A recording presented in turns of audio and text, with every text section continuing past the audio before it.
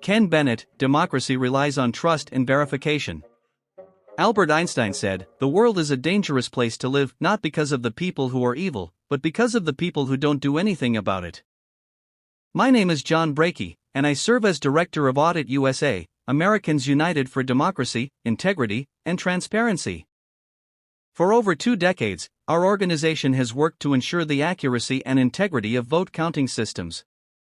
In recent times, public confidence in electoral processes has declined, resulting in uncertainty and apathy among citizens. The influence of social media, algorithms, and partisanship has contributed to misinformation and obscured accurate information. However, a viable solution exists: enhancing public transparency through verifiable methods.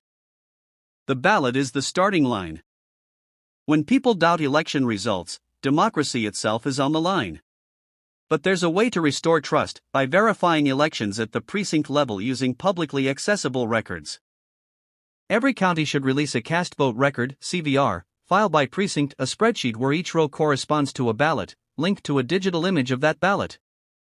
Using tools such as the ABE, Auditable Ballot Examination System, election audits can be conducted from home with a laptop equipped with dual monitors. Neighbors, regardless of party, can spot-check results. One reads the image, the other checks the data. By auditing every 21st or 30th ballot, as determined by the auditor, it is possible to verify machine accuracy across all contests. Should any discrepancy be detected, further investigation of that particular race is warranted. This can involve sorting the relevant race in Excel to closely examine undervotes. Ideally, the error rate should not exceed 1 marked error per 250,000 completed bubbles. ABE, a tool for the people and election departments. Here is a link to a video of former Secretary of State of Arizona Ken Bennett, who was the chairman of AUDIT Elections USA, explain his 5 key steps to verifiable elections. Play here. I just want to share my 5 key principles or steps or whatever for ensuring elections with integrity. One is integrity in the voter registration system. Now, this can mean different things to different people. Some people are totally focused on, has the voter proved citizenship and on and on and on. To me, integrity in the voter registration system is as simple as state law already says that the list of voters and their names and addresses are public records. Yes, there's about 8,000, I think, Arizona voters whose names are allowed to be redacted and their address because they're battered wives, or they are judges, or they are police officers, or whatever. But the other 4.3 million Arizonans, in every county, we know a name and we know an address.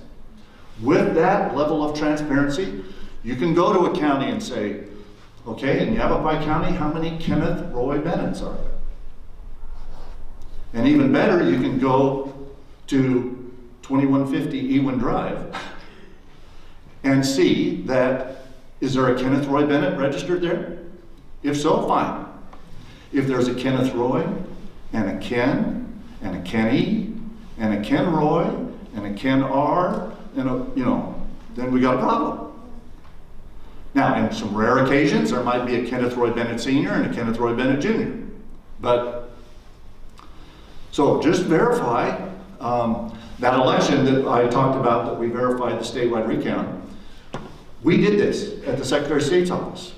We took the database of how many voters voted at any particular address. Usually it was 2, 3, 1, 4. We hit a address in Maricopa County, 438 voters at one address. We thought we had discovered some big problem.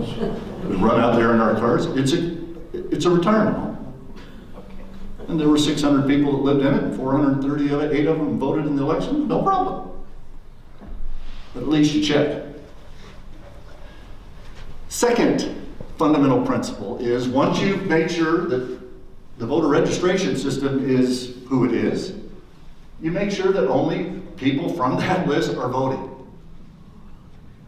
Pretty simple, but one of the things that's captured in an election is who voted.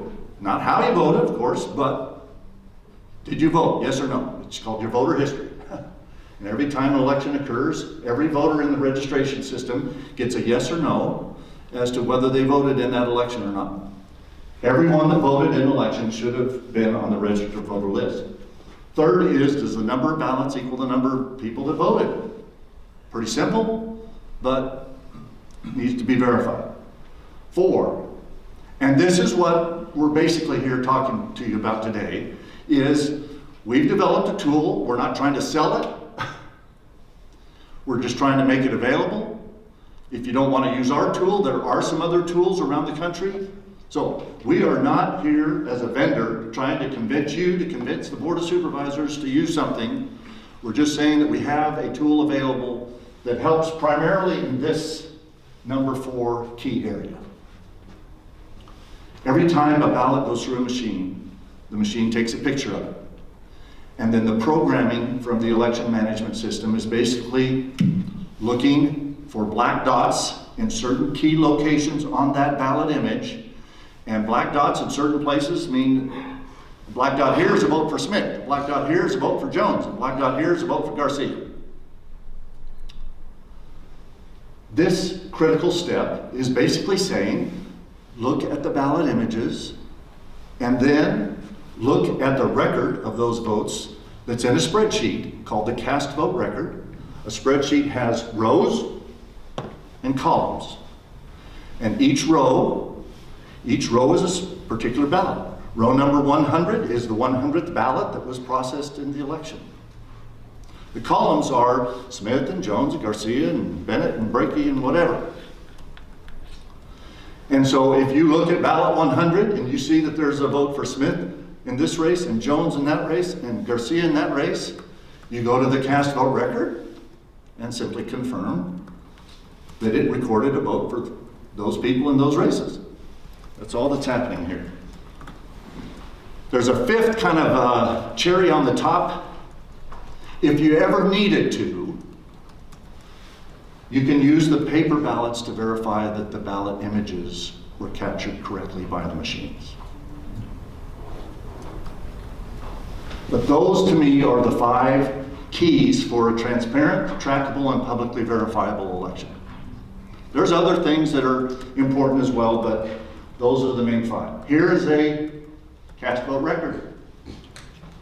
Here's ballot number 1. Now this is public information from Dane. No. Yeah, this is Dane. Yes. County, Wisconsin. Is this? Yes. Okay. I believe it is. It could be. I forget, but it's yeah.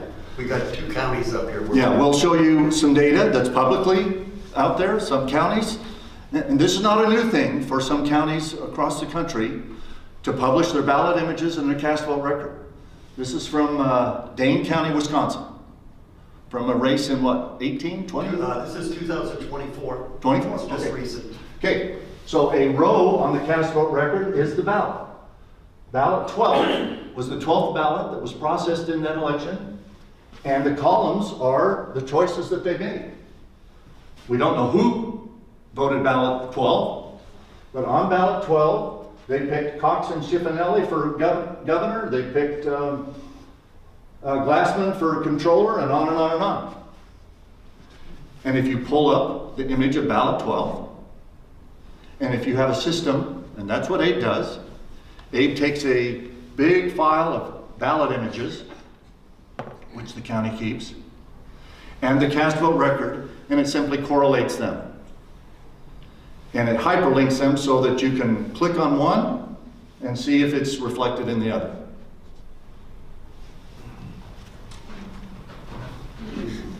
And this is what Abe does, and Abe is not some big thing that we spend a lot of money. As John said, Abe is basically using Microsoft Excel with some macro programs to say, go get this from there. So you got to tell it, okay, here's where the ballot images are in this folder.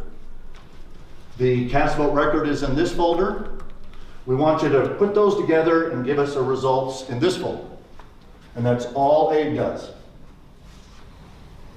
Okay, we're in the file folder, and we're going to go ahead. As you can see, I'm highlighting this right here, Pima County. Okay, that's the test we're going to do. And we're going to do Dane County, Wisconsin, the 2024 election. And I'm going to use version 3.6, and I'm going to open it up. Activated the macro, and Excel will accept it because I gave it permission. You can read these directions, but time is of the essence, so I'm going to go fast here. Click here on this orange, click here to start, okay? Yes, I want to continue. Click to select the folder containing the ballot images. So I'm going to click on that, A. So let's find A. Oh, there it is. Then right down here where I'm moving it, you can see Dane County ballot images. Okay, so I'm going to click OK. Okay, B. Now I'm going to go to B. This is Dane County, results produced by Abe. This is where we're going to store them. Okay, and then I'm going to say OK, because right down here you can see this is lit up. So I'm going to say OK. The cast vote record that's looking for the database because it needs to know where it's coming from and where it is. So I'm going to go to file C. And on this one, I'm going to have to double click it, and there it is. And then I click on it. Then you can see it's lit up down here. It says the best. So we're going to open that, and now that is entered. Now this screen pops up, and I just minus it down because it will come back later to be used. To select ballot log. It's at, yep, ballot log database. Going for that. Then I'm going for the cast vote record, the CVR database, and it's got to know where to look and where to find this stuff. And then where it's marked precincts, that's what we're working with. And then we're going to create CVRs, hyperlink to all ballot images, and we're going to keep them all together. We're not going to separate by precincts because if I do, that will take about 40 minutes. And we have 368,000, I'm circling right here, 26 records. And we're going to hyperlink them twice, and we're going to find all the missing ones will be outlined in red. I'm going to turn a clock on because we want to see how long it takes to go ahead and hyperlink 700,000 records and put them onto one sheet. Now, if I was going to do precincts, like I said, it would take about 40 minutes. I've got this thing already. I'm not going to do unders, overvotes, write-ins, or separate by precincts. That's another run. I always run this first to have a master sheet all hyperlinked because I'm going to look for undervotes, missing, let's put it this way. You do the presidential race and you find that people have circled the circle, they haven't filled in the bubble. It only works if you fill in the bubble. That's how it works. So anyway, I'm going to hit start and continue, and now we're getting ready to go. Okay, preparing CVR files for processing. You'd be surprised how fast this thing can go. Process indicator, adding links and highlighting names. 50 seconds. When it gets to the end, it's going to ask, do I want to combine? I have that built into it because let's say you decide to run Abe on a separate computer, let's say the day after the election, and you're still counting votes and you got 80% done. If you want to start processing that 80% and look for problems, you can. And then when you get final, you can run Abe again, collect all the data, and then it will combine one with the other because you don't want to lose the work that you already did. 1 minute and 28 seconds. Like I said, there's nothing to combine. No. Done. 1 minute and 36 seconds. That is pretty fast. There are 646 missing ballot images and 645 missing individual CVRs. We have an explanation for that about it. Dane County was the first election county in the country that we talked into posting these ballot images online for the public. Okay, so what it did, there's 368,028 rows, but up at the top there's 2 title rows. So we accounted for 386,026 ballots. And now the ballot image is associated with each ballot.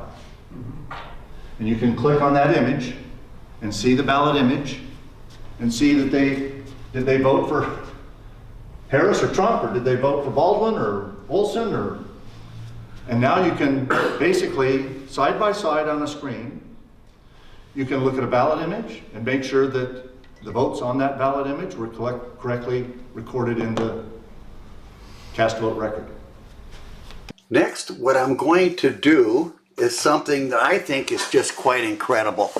And I'm going to show you how we can take the CVR and get the results off of it by using Microsoft Pivot. So you follow me on the mouse. I'm going up here to Insert, and I've lighted up column H, because that's what I want to look at, is column H. And then I'm going to here, and these are recommended pivot tables. And I'm going to use the top one, and it's going to wind up spitting out the results. And here we go, very quick. Okay.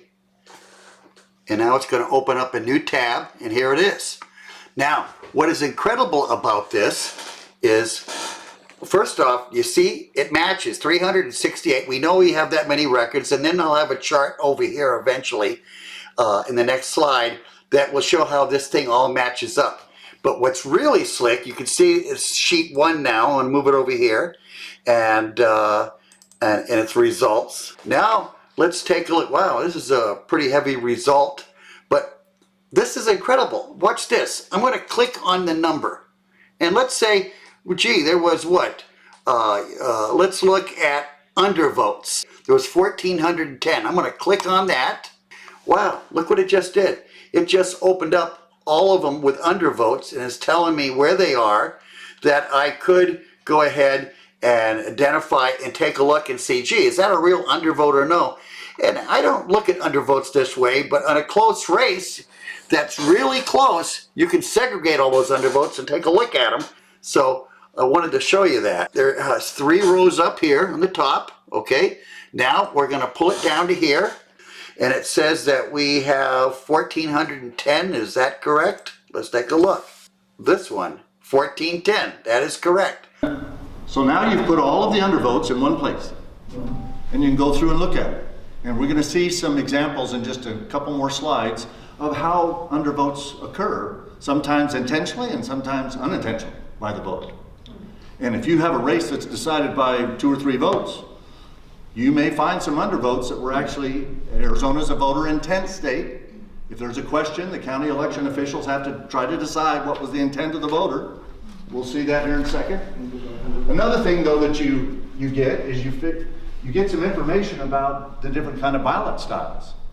And in this county, for example, they've got a voting jurisdiction out of 368,000 voters that voted. So there's probably, what, 500,000 registered or 600,000? They've got 2 people that are in somewhere where they have their own ballot style just for those 2 people.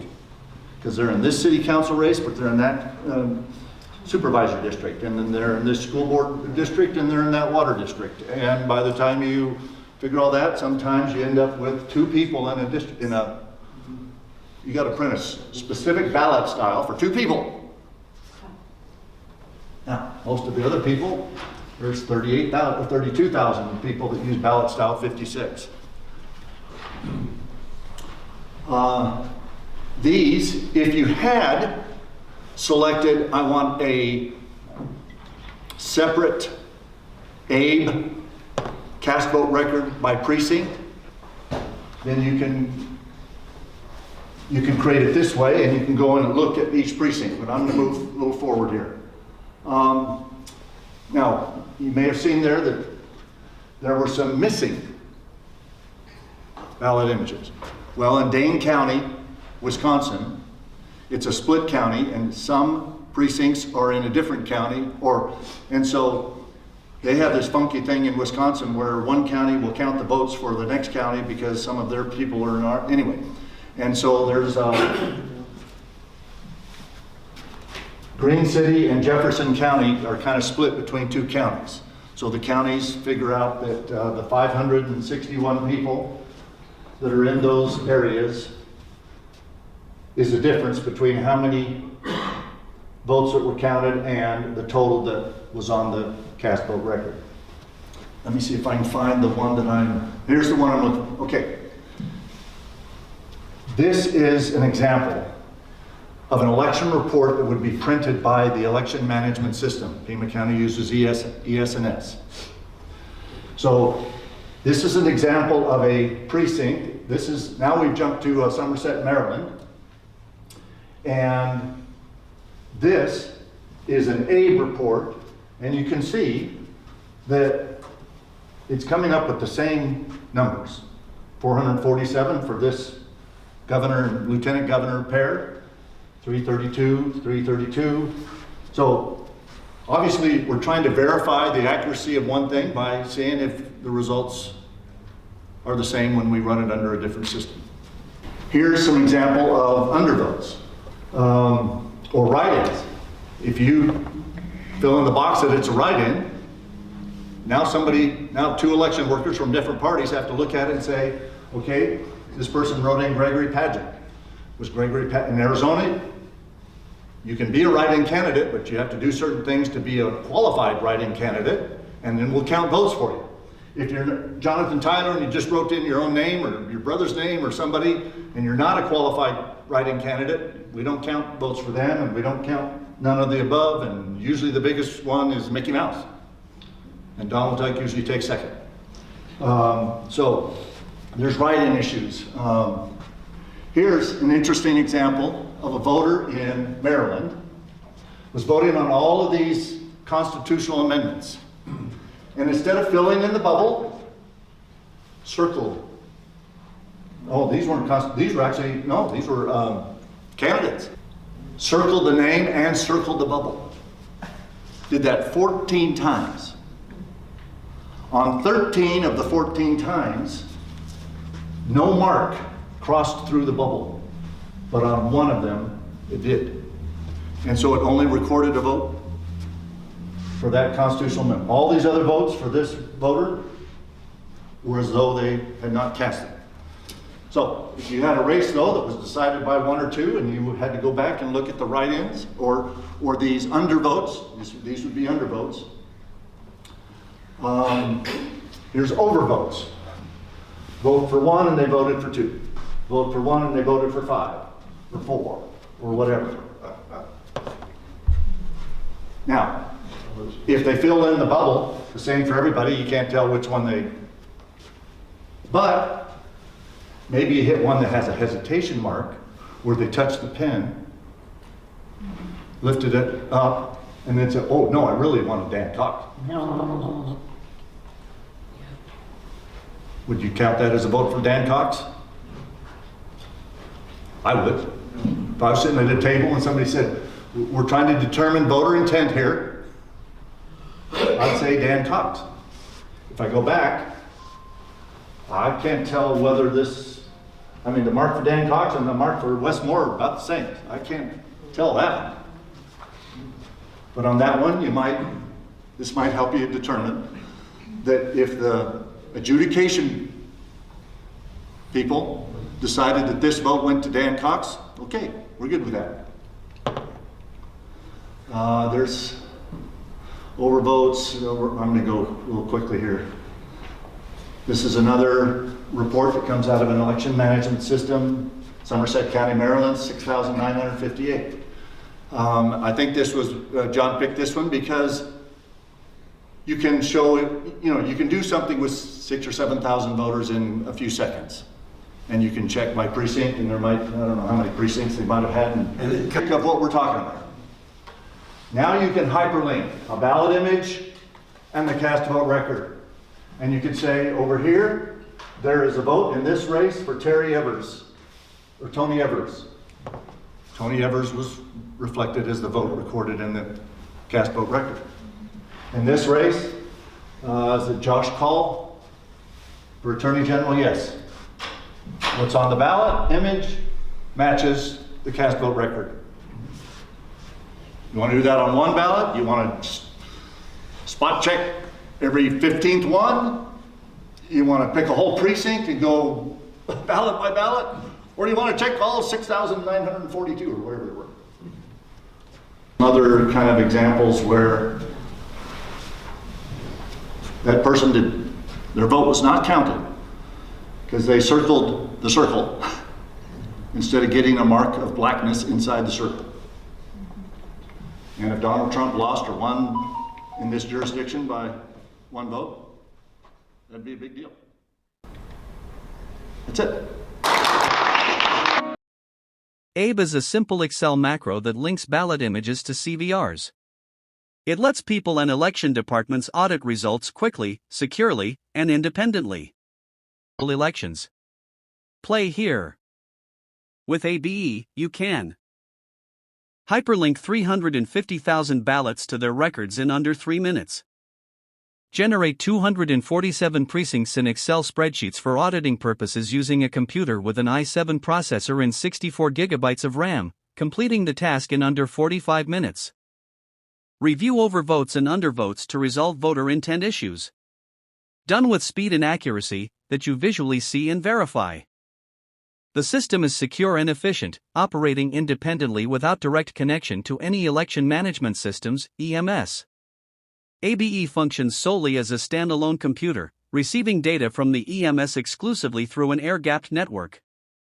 Are these systems subject to manipulation? On Election Day 2024, at least 227 bomb threats were reported across key U.S. counties, including 16 in Arizona. Federal authorities traced many of these threats to Russian email domains. Ask yourself, what better distraction for a cyber operation? While law enforcement scrambled, election systems were left exposed. That's not speculation, it's a national security concern. It doesn't take much. Hacking an election can take just 5 minutes of access.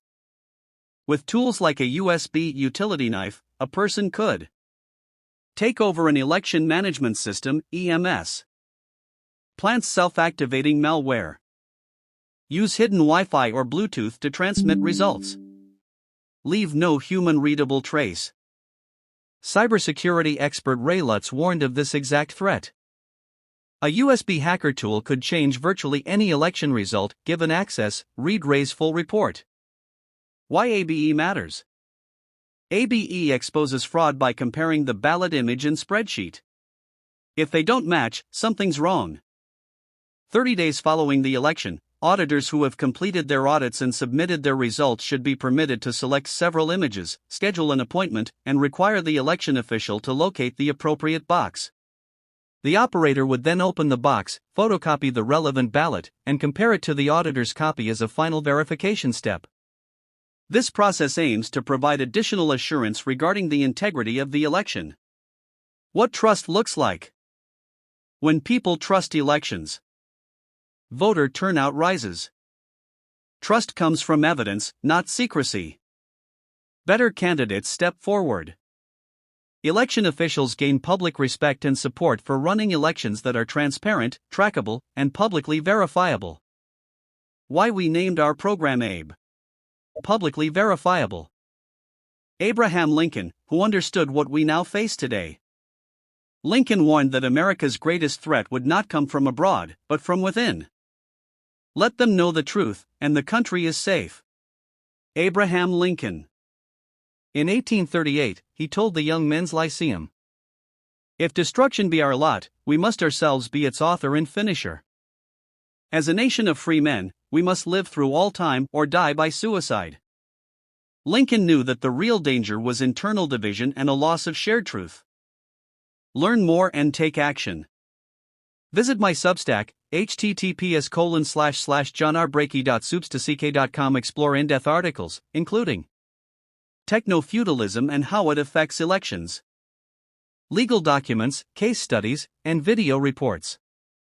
We must demand release of anonymous digital ballot images, public access to cast vote record databases. This is how we fight corruption in the digital age. A call to courage. It is important to prioritize election security and public oversight. Ensuring that votes can be verified contributes to maintaining trust and transparency within the democratic system.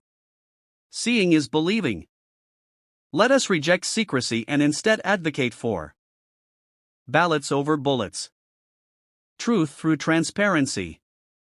Let's use digital crowdsourcing to verify election results and reduce tensions in our country. It's fast and easy. Please view Ken Bennett's 5 Key Steps to Verifiable Elections for a straightforward overview of the process. Take action. Visit my Substack and join for free, https://johnrbrakey.substack.com. Contact me directly, email johnbrakey@gmail.com, cell 520-339-2696. Let's lead with truth, courage, and love. Because hate corrodes and love sustains.